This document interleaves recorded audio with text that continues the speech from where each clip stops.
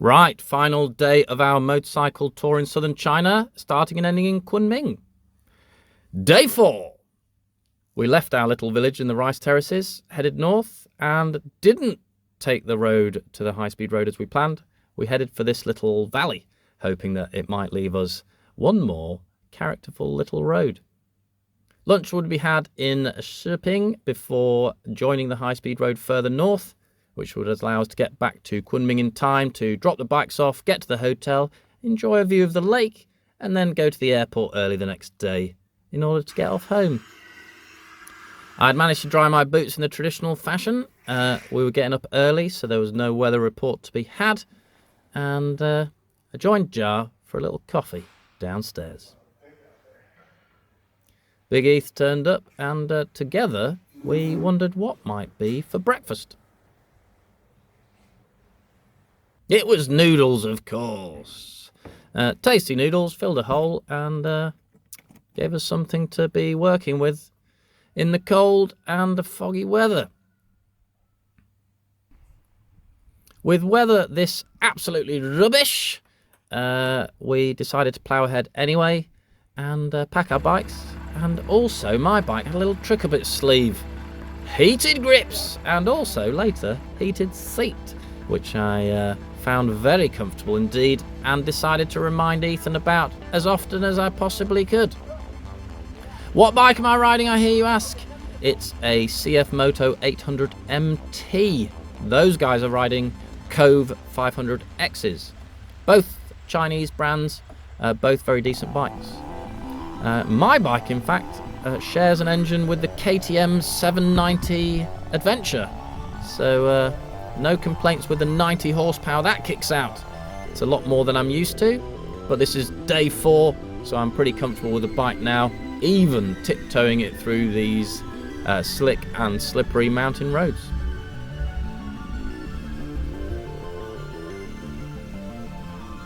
Yeah, we picked up where we left off, avoiding random obstacles and things ducking out of the haze, and navigated our way carefully and steadily down the mountain.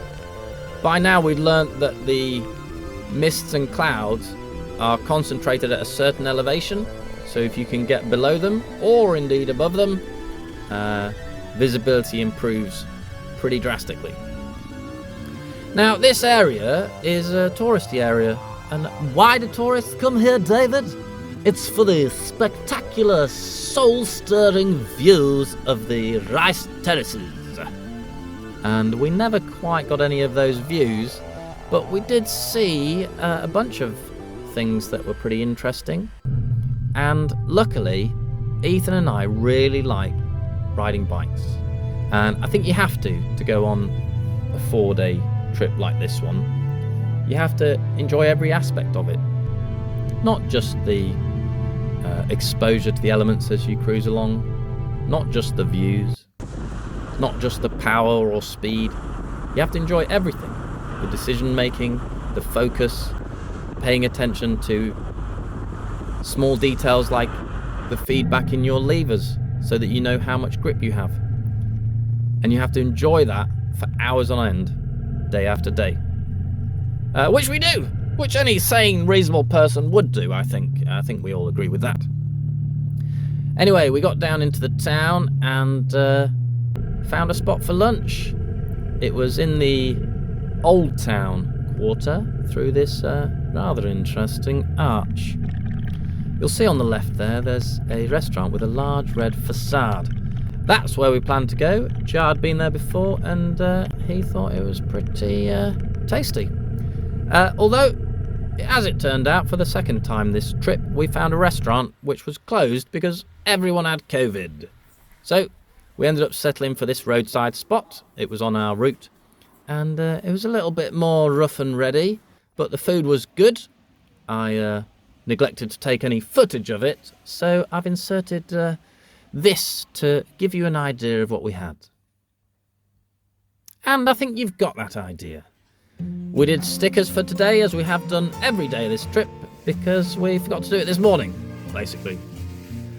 Ethan decided the weather was getting to him a little bit. Either that or my comments about heated seats and handlebar grips. So he donned a prophylactic against the rain and conditions. Handsome, I think you'll agree. This lad should have had a wide load sticker, because look at him, weaving all over the place. He'd probably had his morning banjo.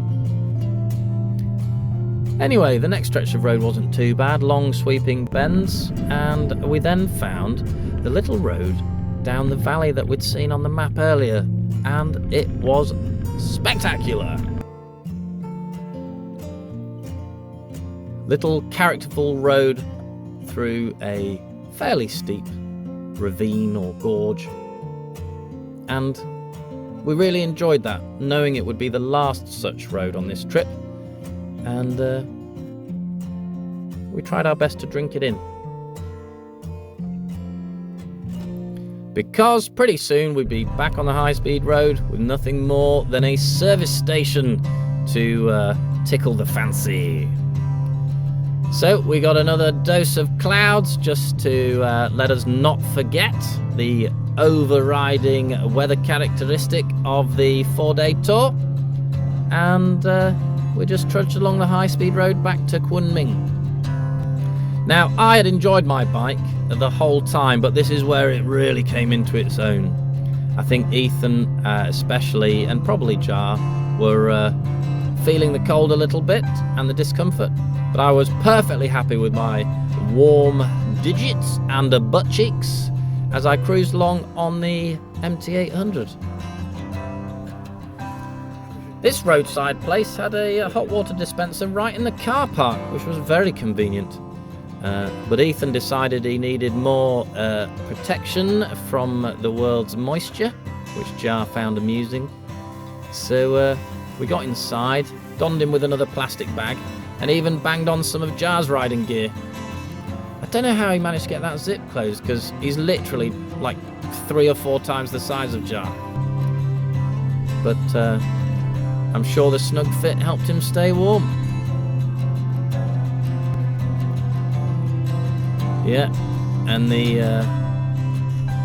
larger capacity of my bike just had me chugging along very comfortably.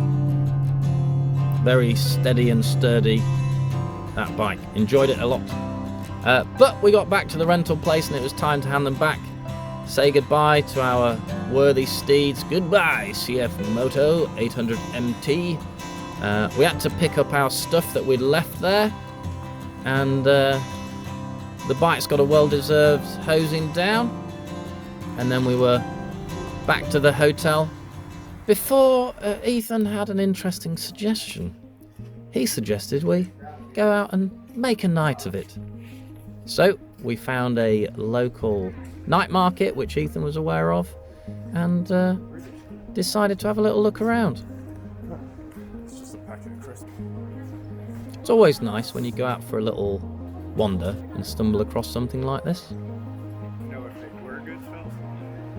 We were clearly going to have a little chit-chat about the trip and reminisce, so we grabbed a beer to do that with, some snacks from a local restaurant, and got back to the hotel for a little bit of friendly competition. Now, I'm pretty sure I remember this accurately.